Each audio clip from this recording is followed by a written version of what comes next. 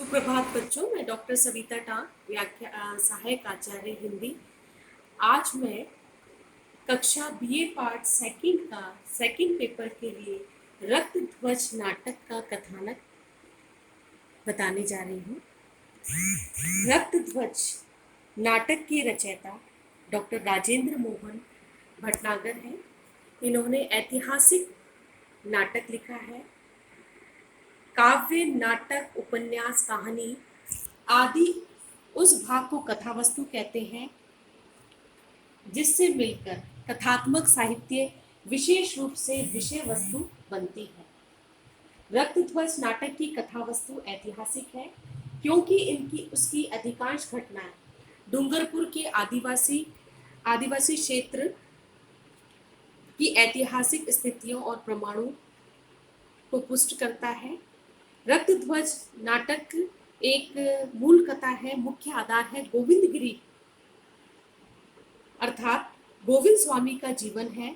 नाटक आदि से अंत तक यही कथा व्याप्त है। उनके जीवन का चित्रण लेखक ने किया है। गोविंद स्वामी बाल्य अवस्था से भील जात समाज के में जन्म लिया और पढ़ने के प्रति उत्कट अभिलाषा थी, किंतु भील जाति के होने के कारण उनको शिक्षा से वंचित रहना पड़ा। उन दिनों दूर दूर तक पाठशाला नहीं थे। पाठशाला पढ़ने का निषेध था। एक रात्रि को जब वे वर्षा से बचने के लिए स्थान खोज रहे थे तो उनकी निगाह एक मंदिर पर पड़ी। मंदिर पर वहां पर पुजारी बैठे थे। पुजारी ने कहा, मैं तुम्हें शिक्षा अर्जित कराऊंगा। तब गोविंद गिरी ने पुजारी का सानिध्य पाकर शिक्षा प्राप्त करी और पुजारी ने उन्हें यह कहा कि अरे गोविंदा, मैं तुम्हें शिक्षित करूंगा, लेकिन तू शिक्षित होने के बाद तू अत्याचारों को मिटाएगा और तेरी विद्या नहीं तो तेरी विद्या अविद्या में बदल जाएगी, तू ताउम्र अनपढ़ रहेगा। यह बात गोविंद स्वामी के मन में बैठ गई। जब गोविंद स्वामी बड़े हुए तो उन्होंने समाज में अन्याय, अत्याचार और आदि का विरोध करने का कार्य किया। मुख्य नायक है गोविंद स्वामी या गोविंद गिरी। गोविंद गिरी का जन्म, प्रमुख पात्र है गोविंद गिरी। इनका जन्म 20 दिसंबर 1858 में डूंगरपुर रियासत के बेसड़ा गांव में बंजारा परिवार में हुआ। गांव के पुजारी से इनकी प्रारंभिक शिक्षा हुई थी। गोविंद स्वामी ने आदिवासी को शिक्षित एवं सामाजिक विकास के लिए सन 1905 में संप सभा की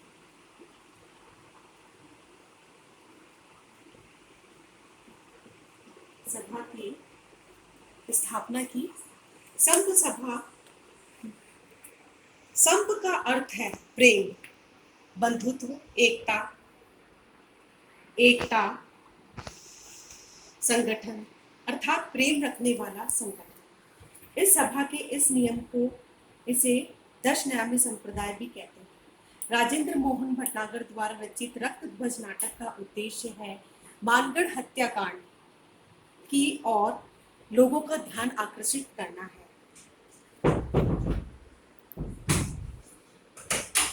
इतिहास में जलियांवाला बाग कांड को जो दर्जा मिला है वह दिलाना चाहते थे। इसके अतिरिक्त अन्याय और अत्याचारों के विरुद्ध आवाज उठाकर अहिंसा शांति के विकास का संदेश वे देना चाहते हैं। रक्तध्वज नाटक में गोविंद स्वामी को सरल, अहिंसा, प्रेम, शांति का दूत बताया गया है और भीलों का मसीहा कहा गया है।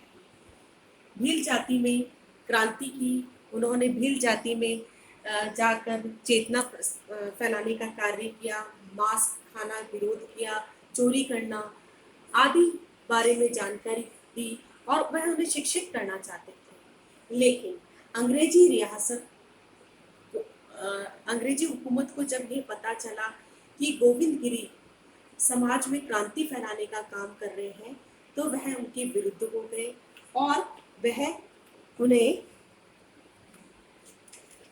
विरुद्ध हो गए।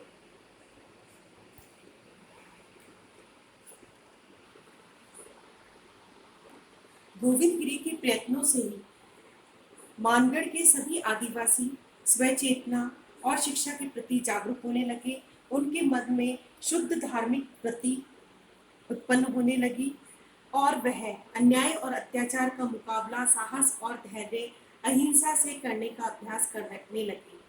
उनमें कर्मठ जीवन जीने की ललक जाग उठी। नाटककार ने उनको ऐतिहासिक तथ्यों से प्रमाणित आधार पर पता चलता है कि रक्त ध्वज की कथावस्तु प्रस्तुत की है। गोविंद स्वामी अर्थात गोविंद गिरी ऐतिहासिक पात्र हैं। कर्नल शटल के द्वारा निहत्तों पे गोली की वर्षा की गई थी और मानगढ़ या मानगढ़िया का जबरदस्त नरसंहार कांड मानगढ़िया का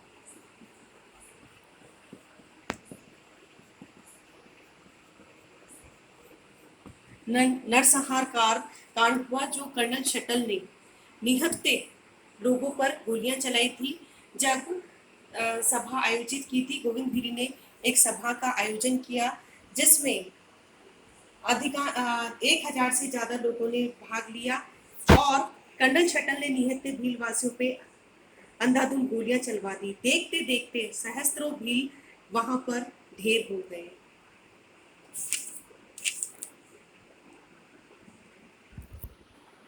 नाटक में आदिवासी गोविंद स्वामी ने आदिवासियों को अच्छा जीवन जीने के लिए प्रेरित किया।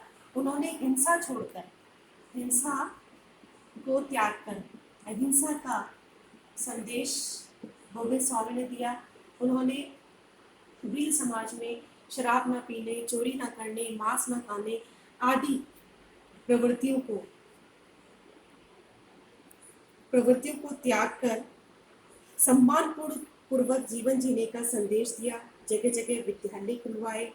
उनके द्वारा किए गए उक्त सुधार प्रयास नाटक की मूल कथानक या अर्थात कथावस्तु है। कथावस्तु का प्रारंभ रुकाशिया एक नाटक का पात्र है, उसके गीत से होता है और नाटक में रुकाशिया, दित्या,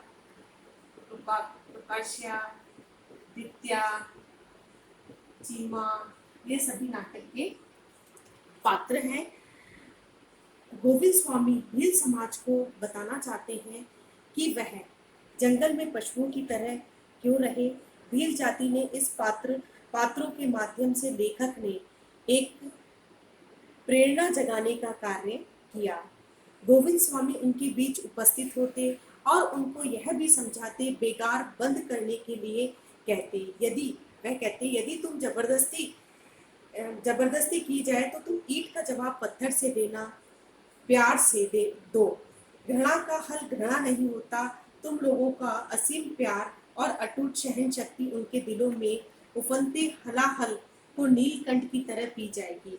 वह जरूर झुकेंगे। कौन? अंग्रेजी रियासत, अंग्रेजी हुकूमत या अंग्रेजी रियासत जरूर झुकेंगे और अपनी गलती मानेंगे। गोविंद स्वामी घूम घूम कर समाज में सुधार लाने का प्रयास कर रहे थे। डूंगरपुर के दरबार में गोविंद स्वामी के समर्थकों नाहर सिंह भूरिया को देशद्रोह के अपराध में गिरफ्तार कर लिया गया।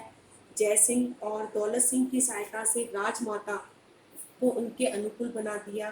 फलते राजमाता महारावल नाम मात्र के ही राजमाता रह गए। कर्नल शटल ने पूरी शक्ति गोविंद गिरी को गिरफ्तार करने में लगा दी। अर्थात अंत में उन्होंने भगत पंथ के मानगढ़ की पहाड़ियों पर आयोजित वार्षिकोत्सव पर निहत्थे श्रद्धालुओं को गोली चलाकर भयंकर हत्याकांड कराया। इसी अवसर पर गोविंद स्वामी को जय सिंह दौलत सिंह के सहयोग से गिरफ्तार कर लिया गया। अंत में गोविंद स्वामी को पूंजा एक पात्र है को गांजा देकर जहर पिलाकर गांजा पिलाकर गदरा गांव के थानेदार से हत्या करवाने के अभियोग लगाकर जज ने उन्हें फांसी की सजा दी। इस प्रकार इस नाटक का कथानक रोचक और एक सफल नाटक है। कथा वस्तु की दृष्टि से एक ये सफल नाटक